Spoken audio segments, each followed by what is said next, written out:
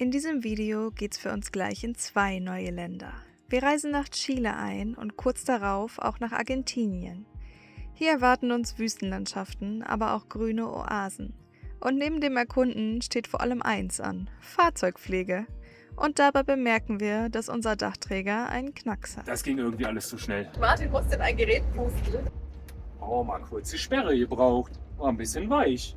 Sie wurde gerade vom Pferd angegriffen. Alter Falter. Been feeling like every day's a vacation, like we're on an ultimate getaway.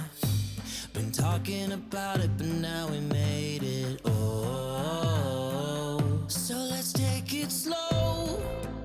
Den ersten Step der Ausreise aus Bolivien haben wir geschafft. Wir waren jetzt gerade bei der Aduana, also beim Zoll. Und das Tipp wurde gecancelt. Hat 2 Minuten gedauert, er hat 2 Stempel drauf gemacht, irgendwas im Computer eingegeben. Und dann haben wir noch ein Foto davon gemacht. Und jetzt sind es 5 Kilometer bis zur Migration, wo wir dann auch persönlich ausreisen. Also unser Auto ist schon nicht mehr in Bolivien.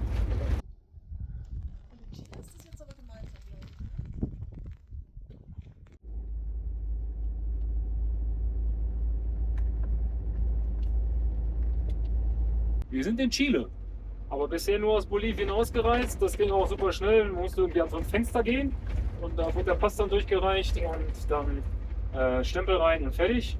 Und jetzt fahren wir nochmal 5 Kilometer und dann sind wir an dem Grenzposten zu Chile. Das ging irgendwie alles zu schnell. Einreise nach Chile war eigentlich super einfach. Bei der Polizei einmal Pässe abgegeben. Danach wird das Tipp gemacht und dann muss man noch so eine Declaration ausfüllen, was man halt alles so dabei hat. Wir haben natürlich angegeben, dass wir auch noch ein bisschen Obst und Gemüse dabei haben und dann sollte das kontrolliert werden. Aber der Typ hat nur bei Max und Julia aufs Handy geguckt, um sich den QR-Code anzugucken und hat uns dann einfach rausgeschickt. Und Jessie war noch im Klo, aber er hat gesagt, ich soll fahren. Ja, ich kam wieder und das Tor ging runter und die Autos waren weg. Und dann ich so, Und dann war der Typ total genervt, dass er das Tor nochmal aufmachen musste. Und dann bin ich hinterhergelaufen und war völlig verwirrt. Sehr gut, aber besser so als anders. Also wir können einfach alles behalten und alles, was da irgendwie stand, der macht mega Stress und es ist ein totales Drama. Ja, war bei uns jetzt nicht so. Ne, war entspannt. Da wir in den letzten Tagen auf der Lagunenroute nur Schotter gefahren sind, müssen wir den Reifendruck erstmal wieder auf Straßendruck erhöhen. Ah, so, das war's. Das hat schon fast 20 Minuten gedauert. Jetzt können wir nach San Pedro de Atacama fahren. Hier geht's für uns übrigens besonders langsam voran, denn es geht auf nur 40 Kilometern über 2000 Höhenmeter bergab. Wir stehen jetzt ja auch ein bisschen blöd. Ne? Keine 20 Kilometer auf chilenischen Straßen. Schon mit einer Rettungsaktion angefordert. Hier hat sich einer ein bisschen nicht so schlau festgefahren. Das war aber zum Glück dank vieler Helfer schnell erledigt und es ging für uns weiter zu unserem Stellplatz in San Pedro de Atacama. Ne, das wird schwierig. Wir hätten uns da anmelden müssen. Und da hinten geht's schon mal rein. Wird eng mit der Kurve, würde ich sagen. Ganz schön voll hier.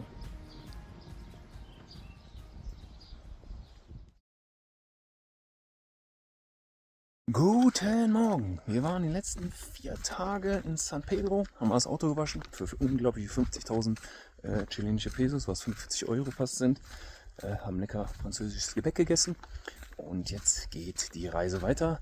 Wir sind auf dem Weg zu einer Salzwasserlagune. Ich glaube 20% Salz soll sie haben und da soll man schön drin schweben können. So heißt das Wort.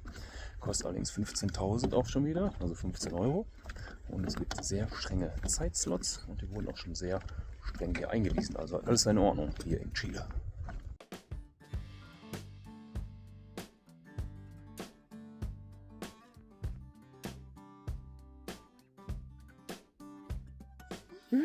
Also das ist, wenn es richtig heiß ist, dafür wäre es gut. Ja. Der hat gesagt, dass 10 Uhr zu früh ist. Alter Schwede, da fliegen 2 Flamingos. Oh, oh. Und? Halt mal oben. Ja. Alter Schwede, ist das kalt. Oh. Ja. Ich glaube, wir haben das Wasser für uns alleine. So, Julian, los geht's. Wenn Markus schon Schnappatmung hat, ey. Guck, hast du das Video von mir gemacht? Was du da? So, wir sind wieder raus und salzig. Ich weiß nicht, ob man das sieht. Wir sind hier auf dieser Seite reingegangen und haben uns total erschreckt, weil das ganz schön kalt war. Hier geht es aber auch ziemlich steil rein, also hier gibt es so eine Art Stufe und dann ist man im tiefen Wasser. Da drüben, wo die ganzen anderen Menschen sind, ist das eher wie so ein Strand, wo es ein bisschen sanfter reingeht. Aber wir sind froh, dass wir hier waren. Hier war nicht so viel und jetzt geht es unter die Dusche. Man darf nur einmal draufdrücken, aber es hat ausgereicht. Es waren tatsächlich ein paar Sekunden oder eine Minute oder so. Also wir sind sauber geworden.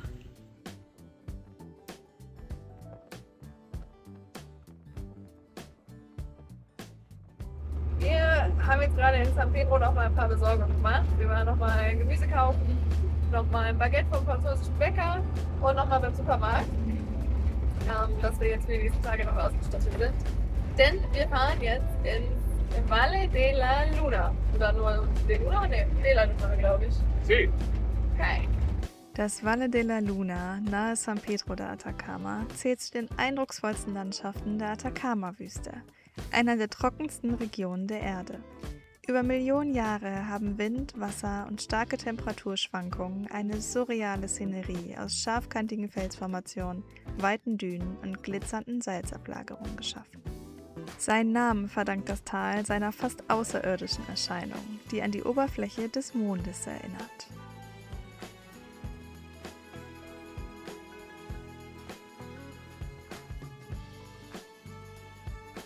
Wir wollten hier die Straße noch weiterfahren, aber darf man leider nicht. Da wäre noch so ein Bus gekommen und da hätten wir gerne übernachtet.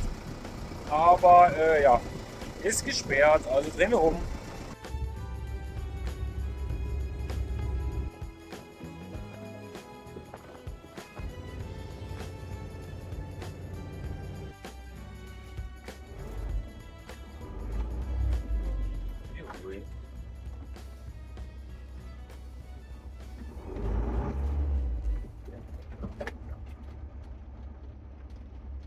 Oh, mal kurz die Sperre gebraucht. War ein bisschen weich.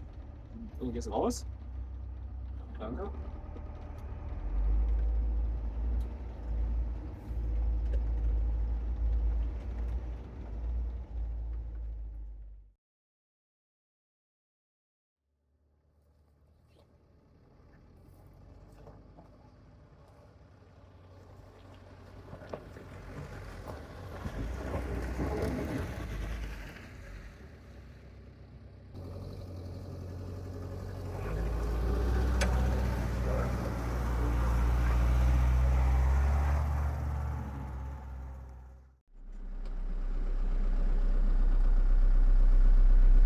Ist der Videomacher ein bisschen staubig geworden? Ein bisschen.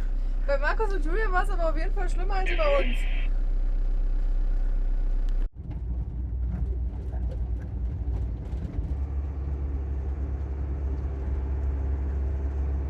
Wir sind jetzt noch 10 Kilometer den Berg hochgefahren. Waren auch gute 500 Höhenmeter. Wir haben jetzt hier schön am Straßenrand geparkt. Und jetzt geht es einen Canyon. Und da soll es auch warme Quellen zum Baden geben. Die Landschaft kann sich auf jeden Fall sehen lassen. Wir sind eben schon einmal falsch abgebogen und waren unten im Canyon. Aber wir müssen erst hier oben lang. Und da geht es später runter.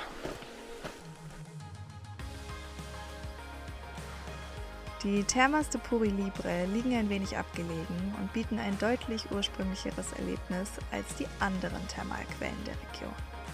Eingebettet in einen engen Canyon, umgeben von meterhohen Kakteen und zerklüfteten Felswänden, wirkt dieser Ort fast unberührt und wild. Im Gegensatz zu klassischen Thermen fließt das warme Wasser hier als natürlicher Fluss durch das Tal und bildet unterwegs kleine Becken und Kaskaden. Dadurch ist die Temperatur etwas kühler, aber gerade an wärmeren Tagen besonders angenehm. Wir kommen unserem Ziel näher. Da oben ist der zweite Parkplatz. Warte mal, ne, da ist der zweite Parkplatz. Und da sind es nur so 15 Minuten bis zum Pools. Aber wir wollten ja ein bisschen noch die Landschaft genießen. Deswegen haben wir einen Parkplatz weiter vorne geparkt.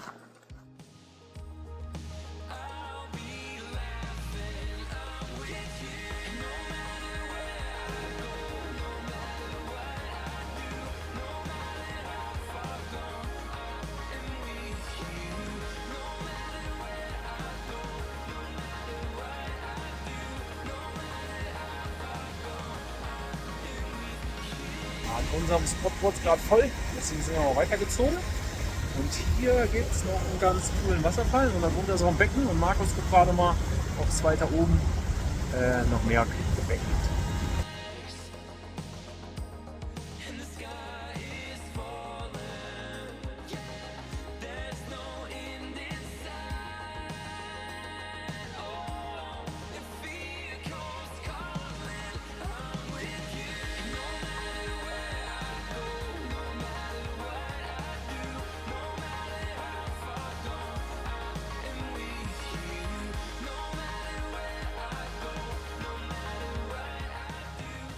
Markus und ich sind jetzt gerade mal von unserem zweiten Badespot noch ein Stück hochgegangen. Da kommen noch ein, zwei Pools und ein paar Wasserfälle. Also eigentlich gibt es mega viele Pools, aber manchmal sind die halt hinter dem Schild versteckt. Und jetzt gehen wir zurück. 20 vor 2, sind schon seit 4 Stunden unterwegs, noch geplanscht. Die Sonne hat jetzt auch ordentlich Kraft, aber der Wind macht es wiederum kühl.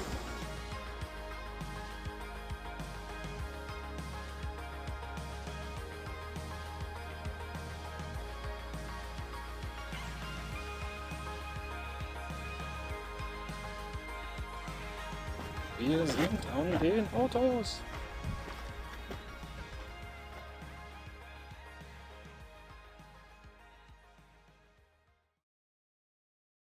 Von der Atacama-Wüste fahren wir zurück am uns bekannten Grenzübergang zwischen Bolivien und Chile vorbei und steuern die Grenze nach Argentinien an. Vorher geht's aber noch durch ein besonders schönes Tal. Wir fahren jetzt über die Grenze nach Argentinien und die Einreise kommt erst in ein paar Kilometern. Da unten sieht man schon den Ort. Soll wohl alles ganz einfach sein. Wir werden mal schauen. Wir sind ja mittlerweile erfahren in Grenzen und schauen, dass wir das schnell über die Bühne kriegen.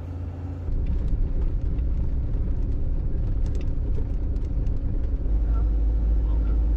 So, sehr militärisch hier. Auf der Straße, neben der Straße, ich habe keine Ahnung.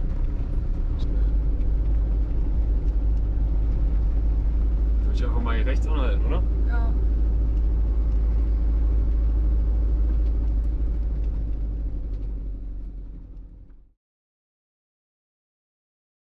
Gerade scheinbar durch die letzte Schranke gefahren. Das war ein neuer Rekord. 19 Minuten für die Grenze. Auch eigentlich alles ganz gut organisiert. Es gibt so einen Laufzettel, wo man aber den Stempel sammeln muss. Der Rest ist durchnummeriert. Sonst wie immer ausreisen, Auto ausreisen, Menschen einreisen, Auto einreisen. Kurz einmal ins Auto gucken. Fertig. Wir sind in Argentinien. Okay, es hat doch noch 2 Minuten länger gedauert. Wir haben auf Max und Julia gewartet und dann sind wir noch durch einen letzten Kontrollposten gefahren, wo wir den Laufzettel abgeben mussten. Aber jetzt sind wir wirklich fertig. Also 21 Minuten. Auch ganz gut.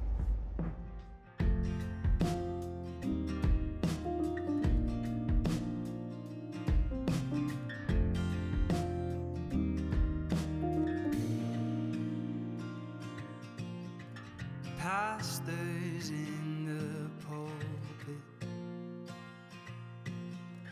hopes nobody stares, wish they hadn't asked it, hope somebody cares. Wir sind am Schlafplatz, einfach hier neben so einer Schotterpiste. Wird hoffentlich ruhig. Und dann sehen wir uns morgen. Guten Morgen. Wir fahren schon mal vor Markus und Julia los, weil wir ein bisschen langsamer sind. Es geht nämlich nochmal auf, ich glaube, von 3,5 auf 4,2 hoch und dann auf 2 irgendwas runter. Und je nachdem wie steil es ist, verlieren wir halt beim Bergabfahren eigentlich die meiste Zeit. Ja, genau, deswegen fahren wir mal eine halbe Stunde früher los und mal gucken, ob die Ulmis uns dann noch einholen oder ob wir uns erst im Campground sehen. Eigentlich ist es nur eine Stunde 30, aber wir kalkulieren mal mit 2 Stunden 15 gleich.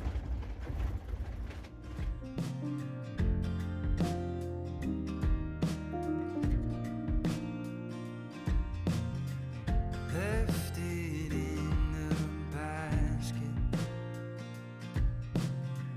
folded up real tight. Underneath the cash it read, I think we might be out of time tonight, but it's alright now.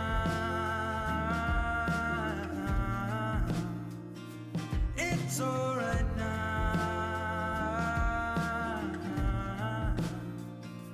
It's alright now. You can make it through, and I know I can make it too. Yeah, all you got is attitude. Oh, all you got is attitude. Wir tuckern den Berg runter und natürlich haben wir uns Markus und Julia eingeholt. Die sind hinter uns, aber die werden uns bestimmt auch bald überholen, weil wir ja schon sehr langsam sind. Oh, wir sind super.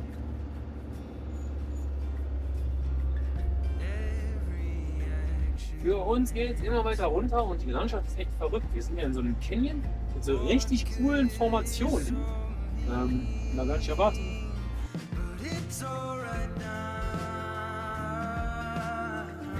Jetzt wird es ja tatsächlich nochmal mehrfarbig. Wir sind gerade schon an Lila vorbeigefahren. Jetzt ist hier ja so Sandfarben.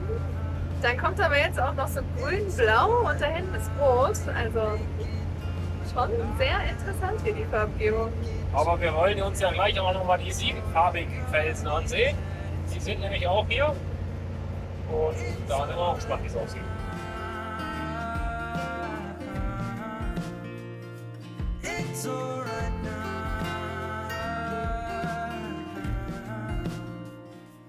Wir sind fast da, aber in der Straße stehen ziemlich viele Autos, deswegen gehen Julia und Jessie mal gucken, wo man da reinkommt. Und dann fahren wir hoffentlich gleich mit dem Campground. Der Funk gab das Signal, also fahren wir mal. Alter Falter, das ist aber eng.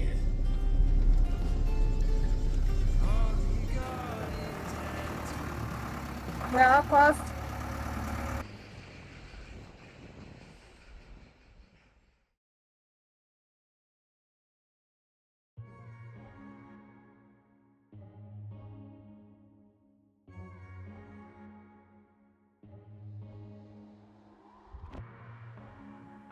Der kleine Ort Purmamarca wirkt ruhig und ursprünglich, mit niedrigen Lehmhäusern, kleinen Kunsthandwerksmärkten und einer entspannten Atmosphäre. Hier gefällt es uns sehr gut. Das eigentliche Highlight sind aber natürlich die farbenfrohen Berglandschaften, die das Örtchen einrahmen.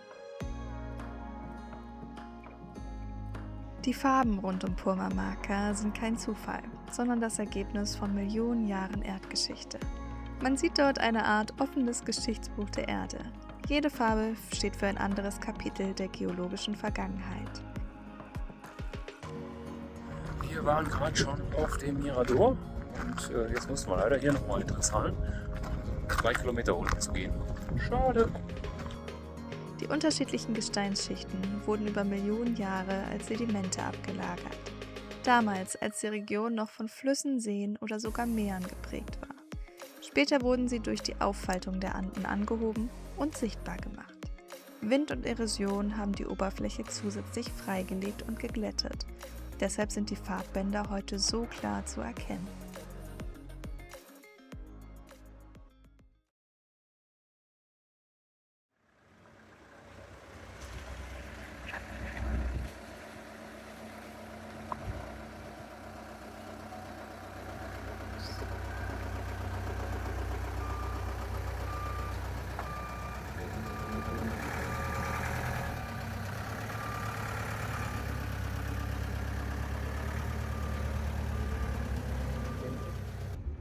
Guten Morgen. Heute Nacht hat es einfach richtig krass geregnet, sodass wir jetzt hier schön im Matsch auch losgefahren sind. Aber ganz froh war, dass wir ja auf dem Campground mehr oder weniger standen und nicht einfach irgendwo plus Bett. Da wäre es mit dem Matsch wahrscheinlich schwieriger geworden. Ja, noch sieht das Wetter auch echt nicht gut aus. Ich glaube, es nieselt auch noch leicht. Wir hoffen mal, das klärt gleich noch auf, wenn wir dann unser nächstes Ziel erreichen. Die Pucará de Tikada ist eine historische Festungsanlage und wurde bereits vor über 900 Jahren von indigenen Völkern errichtet. Sie diente als strategischer Verteidigungs- und Wohnort. Mit ihrer Lage auf einem Hügel bietet sie einen weiten Blick über das Tal, was zur Kontrolle von Handelswegen und zur frühzeitigen Erkennung von Angreifern diente. Die rekonstruierten Steinhäuser, engen Gassen und Terrassen geben heute einen kleinen Einblick in das Leben der damaligen Bewohner.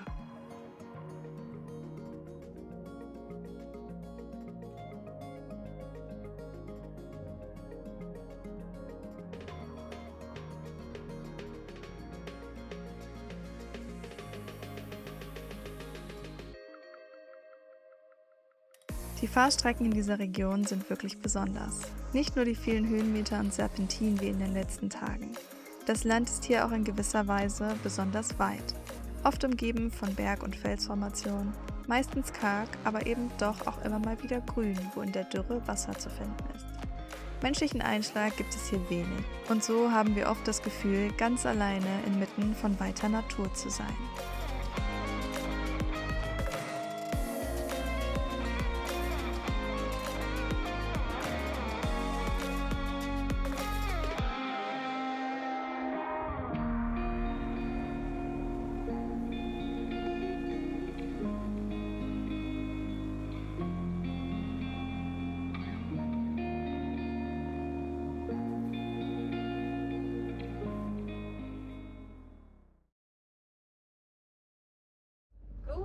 Guten Morgen.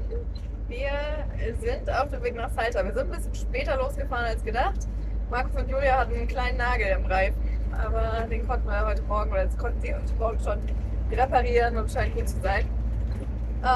Genau, und jetzt haben wir so ein paar Erledigungsdinge vor uns. Wir wollen Geld holen und einkaufen, bevor wir nach Salta reinfahren. Und auf dem Weg kamen jetzt aber schon 2 Polizeikontrollen. Die erste wollte noch was von LKWs wissen und die zweite, da mussten wir eben anhalten, der wollte unseren Führerschein und Martin musste in ein Gerät pusten.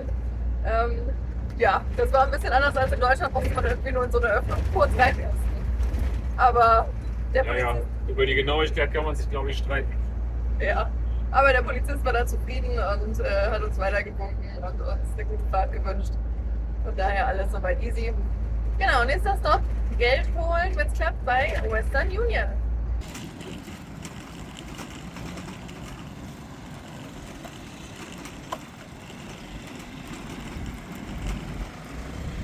Einkauf ist da. Und Schnitzelfleisch. Ja, hat insgesamt nur 266.000 gekostet. Das ist umgerechnet wie viel? 150 €. Wir sind fertig mit Einkaufen. Es war tatsächlich gar nicht so teuer. Also die einzelnen Produkte waren okay. Wir haben natürlich einen Großeinkauf gemacht, deswegen haben wir trotzdem 150 € bezahlt. Aber alles in allem okay. Und wir haben bar bezahlt, weil das eigentlich am günstigsten ist. Und zwar haben wir über Western Union Geld geholt. Und da hatten wir den besten Wechselkurs. Bis vor ein paar Monaten, vor einem Jahr oder so, war es am günstigsten, wenn man halt 100-Dollar-Scheine hatte, also den Blue Dollar, und den auf der Straße getauscht hat. Aber da haben wir schon die Erfahrung gemacht, dass der Kurs da wesentlich schlechter ist. Der ist ungefähr bei 1 Dollar zu 1.300. Und wir haben jetzt den Euro zu 1.760 getauscht. Das ist schon, glaube ich, ein ganz guter Kurs. Und ja, damit werden wir jetzt wahrscheinlich in den nächsten Monaten immer mal wieder zu Western Union gehen. Moment, weiterfahren oder? Doch, glauben, oder?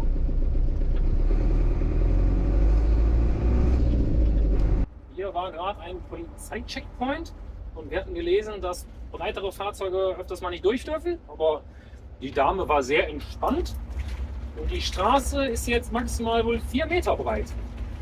Also genau breit genug für uns. Ist schon schmal, aber gut. Man kann, glaube ich, immer nach rechts und links ausweichen. Und es soll schön sein.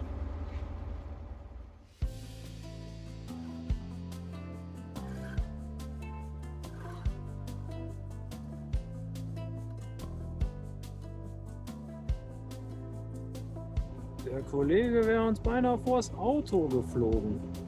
Aber er ist ziemlich dunkel, man erkennt gar nicht seinen, ich glaube, roten Schnabel, oder?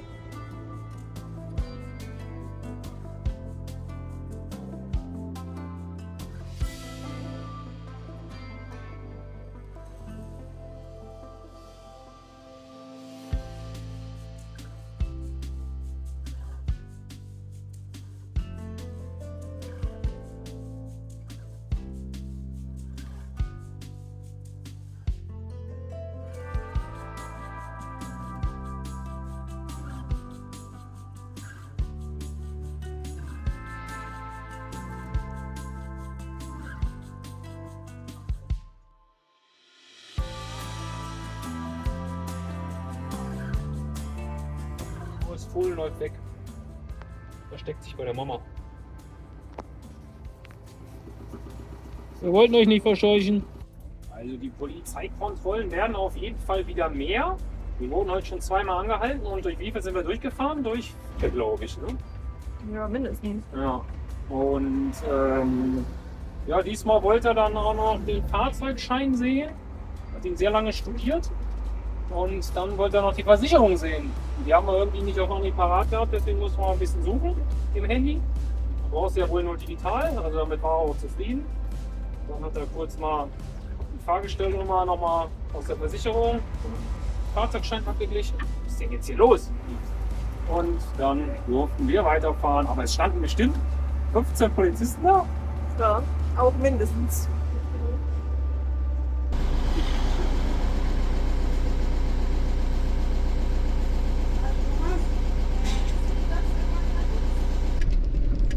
Ja, keine Ahnung. So willst du nicht. Ja?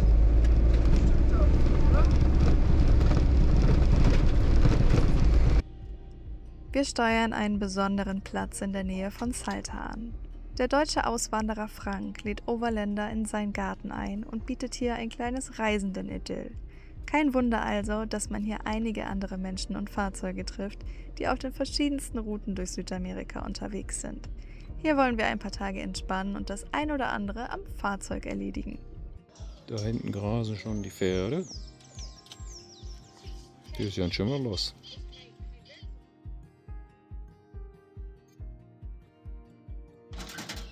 Ach, jetzt bist du fertig? Oh, nee, doch nicht. Mache ich ja kurz mal, weil das Okay. ist ein Wie, das wird bisschen jetzt voll der arg Fake? Normalerweise mache ich das immer. Was hast du gemacht? Ich kann auch eine Straße, also ein Haus machen. Was kannst du machen? Naja, das ist eine Furnierstraße. Also wenn ich ein Haus übernehme, dann geht es vielleicht nochmal schneller.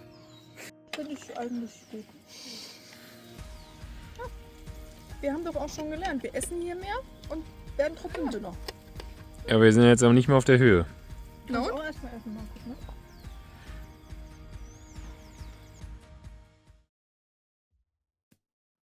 Ja, das mit dem Essen nimmt hier ordentliche Ausmaße an. Nach unserem Schnitzelabend steht ein Asado-Abend bei Frank an. Hier wird klassisch argentinisch viel gutes Fleisch gegrillt und dabei die Gesellschaft genossen. Ein wirklich netter und leckerer Abend.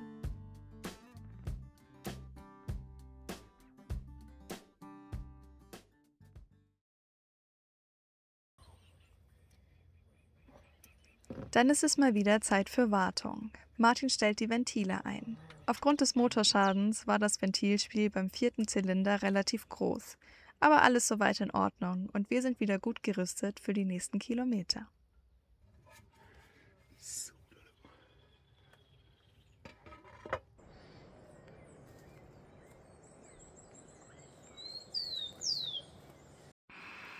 Und auch diesen Abend lassen wir wieder sehr entspannt ausklingen. Dieses Mal bei selbstgemachter Pizza vom Grill. Der Garten leert sich so langsam, aber wir bleiben noch ein bisschen in dieser schönen Umgebung, wenn auch ungewollt etwas länger als erwartet. Ich war gerade auf dem Dach und habe mich gewundert, wo das komische Geräusch herkommt, wenn ich da oben lang gehe. Und dann habe ich alles festgezogen, nichts gesehen. Dann war das Geräusch immer noch da. Und dann habe ich gesehen, dass der Fuß mit der Fuß gebrochen ist. Scheiße. Da unten. Und da sieht man es auch besser. Und rechts haben wir ein anderes hier. Das werden wir direkt auch mal mitmachen lassen. Das heißt, wir haben 3 defekte Füße von 14. Alle hinten. Die Lösung dieses Problems verschieben wir aber auf den nächsten Tag.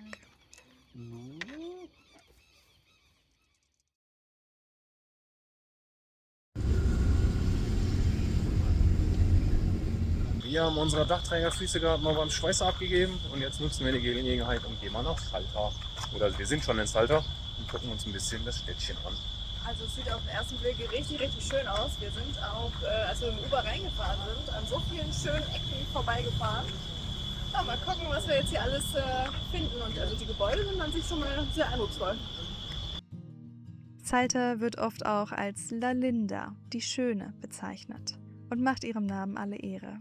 Geprägt von kolonialer Architektur, lebendigen Plätzen und einem angenehmen Klima gilt Salta als eine der charmantesten Städte des Landes. Summer's golden hour, met by midnight showers, we dance under the evergreens. Oh, it's a good life. It's a good life.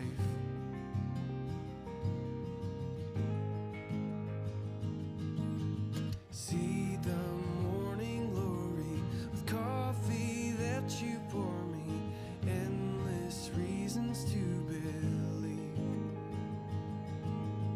We are here on purpose, and underneath the surface, we're a part of a bigger story. Wir sind mit dem Sightseeing fertig. Salta war eigentlich ganz nett. Gibt jetzt nicht so viel zu gucken, aber eigentlich eine nette Stadt. Die Seilbahn da hinten, die da auf den Berg hochgeht, auf den da, die haben wir uns gespart. Hätte nämlich 25.000 Pesos gekostet, was 15 Euro ungefähr wären pro Person. Und jetzt bestellen wir das Uber und dann hoffen wir, dass unsere Dachträgerfüße geschweißt sind. Wir sind wieder zurück am Campground und alle sind geschweißt. Sie haben sogar den, der nur angerissen war, einfach mal komplett drüber geschweißt. Das hält jetzt hoffentlich bis zum Ende der Reise. Dann bauen wir die geschweißten Füße mal wieder ein. Da unten wissen, wie das geht. Ob ich die überhaupt so hier reinkriegen. Ja, doch, so geht's. Ja, okay. Hat einen kleinen Moment gedauert, aber wir haben das Loch gefunden. So. Aber da sind ja 2. Also muss ja hier noch einer sein, ne? Da. Na gut, wenn es Tarp stehen bleibt. Kannst du das dem Pferd sagen? Ich habe hier ein bisschen. Na? Besuch. Sie wurde gerade vom Pferd angegriffen. Hätte beinahe das Handy aufgefressen.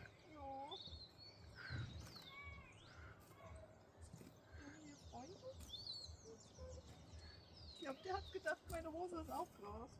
Meinst du?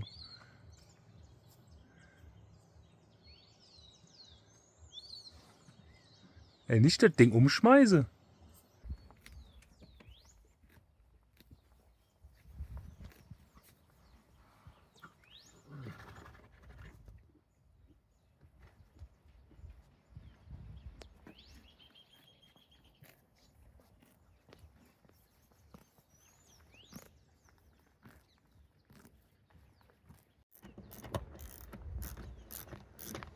Der erste Fuß ist schon fast dran. Und wenn ihr wissen wollt, wie wir den Dachträger insgesamt gebaut haben, dann schaut mal in unser Video rein. Verlinken wir euch mal. Und man muss natürlich auch dazu sagen, wir sind jetzt schon über 70.000 Kilometer mit dem Fahrzeug gefahren und die letzten Wochen vielleicht ein bisschen viel Schotterpiste. Vielleicht ist das auch mit ein Grund, warum die Füße gebrochen sind. Ist jetzt nicht so die Standard europäische Belastung, die der Dachträger, glaube ich, hier abbekommt. Auch wenn wir nicht viel Gewicht drauf haben. Aber auf das Dach darf ja sowieso nicht so viel Gewicht. So, das soll es hier gewesen sein. Ziehen wir hier oben nochmal nach und dann müssen wir das Ganze noch zweimal machen. Und da muss die Dachterrasse wieder drauf.